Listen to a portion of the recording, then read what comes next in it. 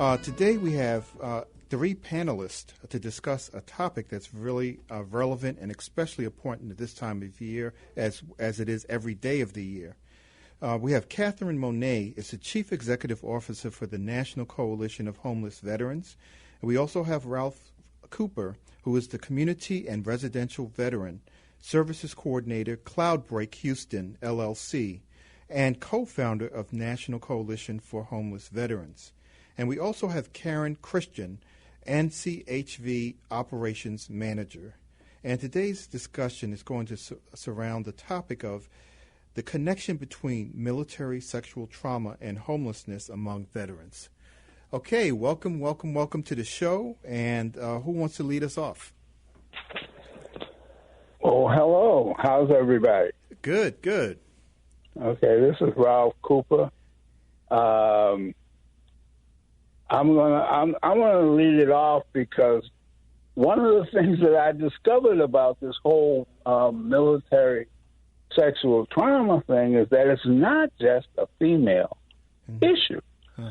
There are men, veterans who have been suffering from military sexual trauma, and what I found out is that the men that have come forward and say that they've been sexually traumatized are more likely to be homeless than the women. And that's how I want to just start it off, and then let Kathryn and Karen take it from there. Yeah, because I've heard these statistics before, but it's like 1 in 4 service women, and then 1 in 10 service men. So it's predominantly in women, but it does occur in men as well. And it's something that we really need to talk about. It's something that a sickness or disease we need to eradicate from military service overall, any branch you're in. But Kathryn, why don't you tell us a little bit more about this? Yeah, well, I think you're absolutely right.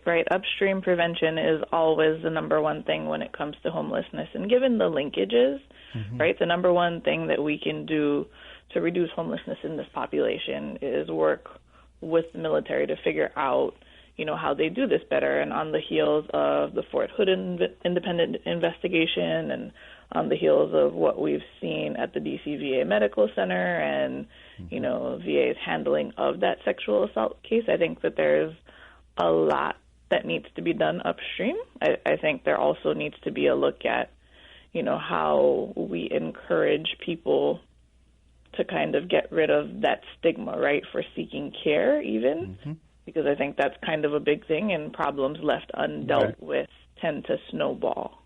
Yes. And then it gets into, it really unfolds into how is the rest of your life going to play out, right?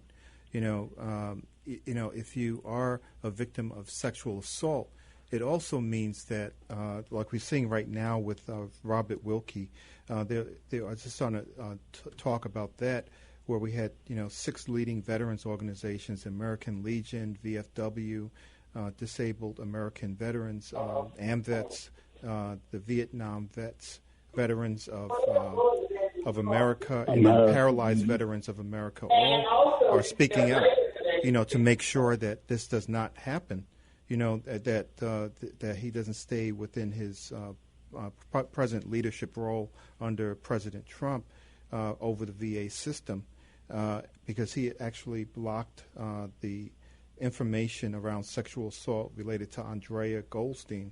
And so this is a real hot topic right now in D.C., and it's gaining more and more steam. But the question is, after we go through this, we have to go through so many different changes of, people coming forward, that it actually affects their careers, their lives, and down the road. It's not just that if you get into a car accident and you have major trauma, we know that, this is going to affect the rest of your life. It's not just that one incident that happens where you are assaulted, but it's how this plays out every day for the rest of your life, right? Yes, sir. Yeah. So, I just want to chime in for a second. This is Karen Christian. And I would like to give you a little bit of my story and then Sure. Yes. think into how I've had to kind of regroup and restructure my life in the last 15 years. I'm a military veteran. I'm an Army veteran. I was in 1988, and my first duty station, I was, I'll use the word summoned to my command sergeant major's barracks, and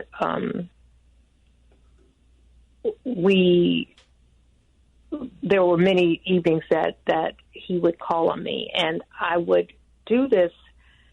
In hindsight, I think that it was done because I would continue to do it because I was scared that I would be sent somewhere that I didn't want to go. I was in Korea, and okay. Yeah, and I was, my duty station was it was a sweet duty station. It was a very, it was a good duty station. And I had seen places in Korea, DMV, where different companies of my battalion were, and I just did not want to go there. So I think a lot of it has to do with women being scared of where they'll be sent, that they report these incidents. I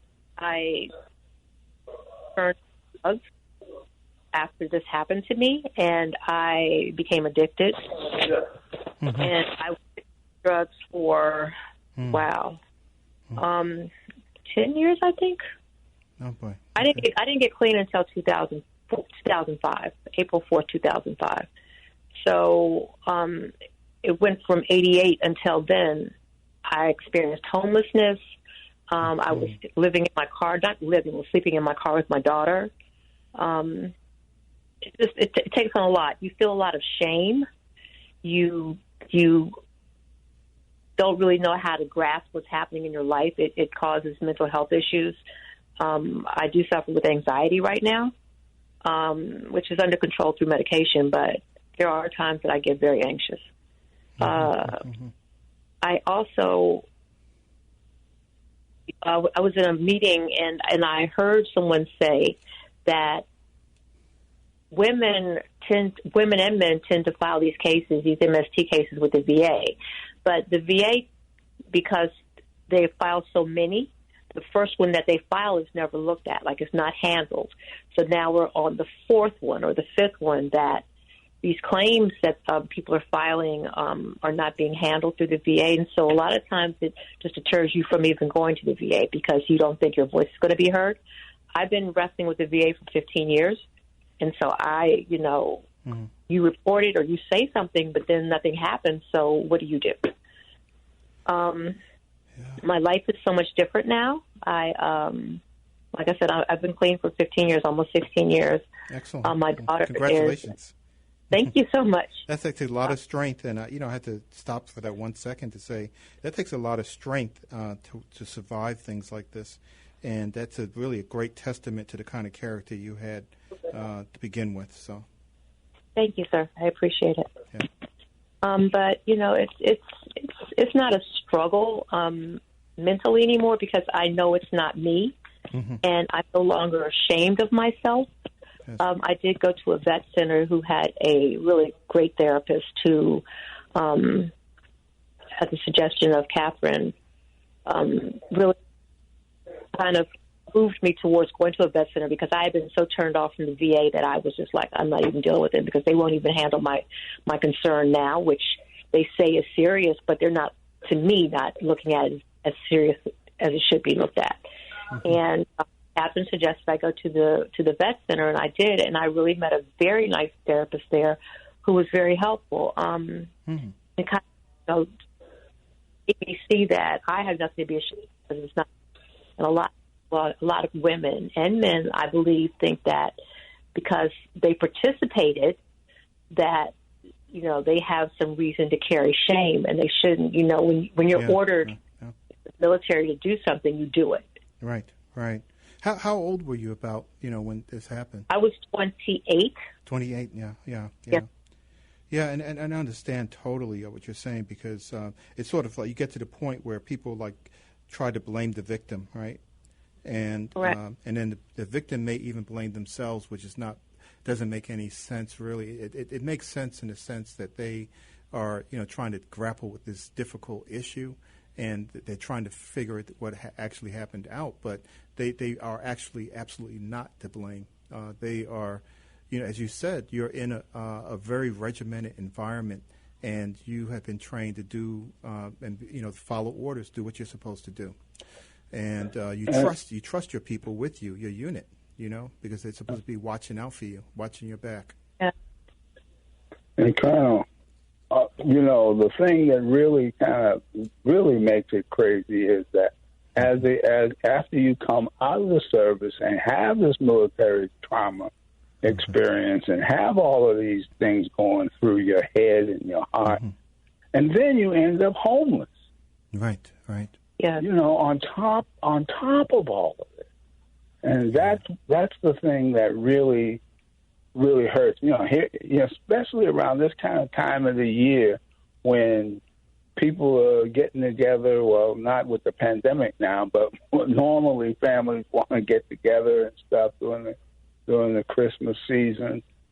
You're home, and so I don't. Karen may want to speak to that issue. Well, Mr. Cooper, I always see myself as being a paycheck away from being in the street. I never get beyond that in my mind. I am very regimented and very thoughtful in how I spend money and how I handle my bills and what I'm able to do and what I'm not. I'm very clear with my daughter as to what we cannot do and what we can do, because the fear of being homeless, especially now, it's like I feel what people are going through. I understand, and that's why I work so hard to at least try to make sure someone's sheltered. Like if someone calls in on a Friday, I really try to make sure that they're sheltered for the weekend, because I understand it's scary when you're outside. It's cold as I don't know what outside here in D.C., and I'm sure it's there in Chicago. But it's so cold outside, and what do you do? What do we do? And it's so sad that a lot of people who have a home to go to and they don't really recognize what their neighbor or what the person, like you see somebody outside in their car with all their stuff in it. You might think they're moving. That person might actually be living in that vehicle. So a lot of times we don't look at the situation. We might just look, they're moving, or they got a lot of stuff in their car. But in reality, there's something really going on with this person, and it's sad. It's just what's going on is so sad, and the moratorium is getting ready to end, and the people are calling like crazy now. Like our calls have been ramped up because of the moratorium getting ready to end, and it's really sad that we can't. I know it's going to get worse, and capacity, like service providers are going to max out their capacity, and then what happens to these people? Yes, right. If you see someone in that situation, because back when I was going through undergraduate school, there were 2 times where I was like out on the street for about 3 months because I had no money, right? It was like zero money. I was at Howard University, so I slept on a park bench for 3 months, and then the other 3 months I ended up getting this lab job, helping out and cleaning up, and I slept in the lab, before my classes and all of that to get through. But, even during that time, is there something that people should be doing, especially, and I hate to say this time of year because then it becomes like, well, we only have to think about it during the holidays, right, during Christmas and New Year's, and those are the only important days, or Thanksgiving. This happens every day to people. Yes, it does. And, so is there something we should be doing, to reach out to people when we see them in this situation? I think directly. Maybe you can. Yes, yeah. Yeah, I think that there's a lot that you could do to support people, right? I mean, ultimately, you've got to meet them where they are and encourage them to seek help, right?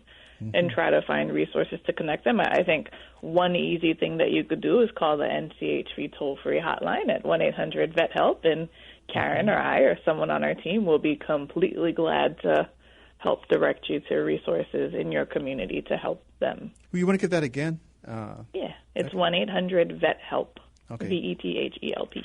Okay, fantastic. Yeah, because people need to know that there is something out there, that they don't have to sit around and not have that kind of support.